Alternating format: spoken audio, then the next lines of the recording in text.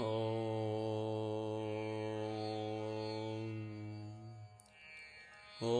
नमो भगवते वासुदेवाय। ॐ नमो नारायणाय। श्रीमन्नारायणीयं दशकं 22 श्लोका 8। अनेन भो जन्मसहस्रकोटिभिः अनेन भो जन्मसहस्रकोटिभिः अनेन भो जन्मसहस्रकोटिभिः कृतेषु पापेषु पापेष्वपि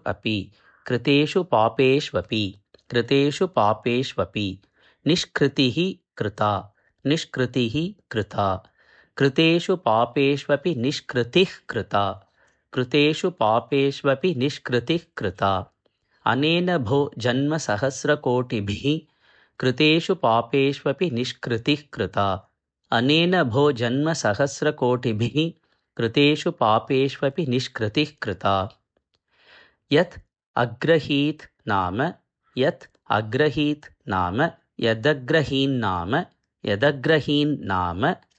भय आकुलः हरेः भयाकुलो हरेः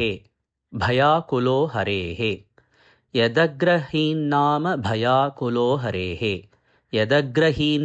भयाकुलो हरेः इति प्रभो त्वत्पुरुषा बभाषिरे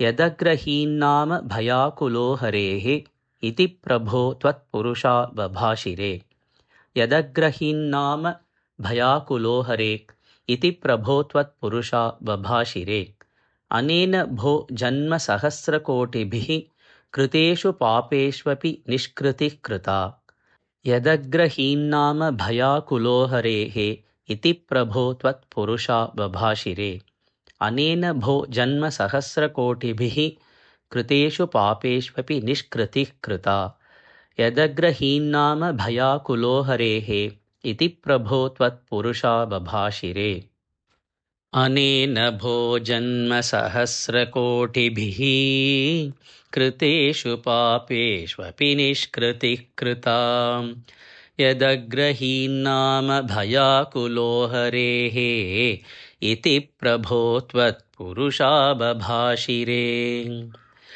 अनेन भो जन्मसहस्रकोटिभिः कृतेषु पापेष्वपि निष्कृतिः कृता यदग्रहीन्नाम भयाकुलो हरेः इति प्रभो त्वत्पुरुषा बभाषिरे।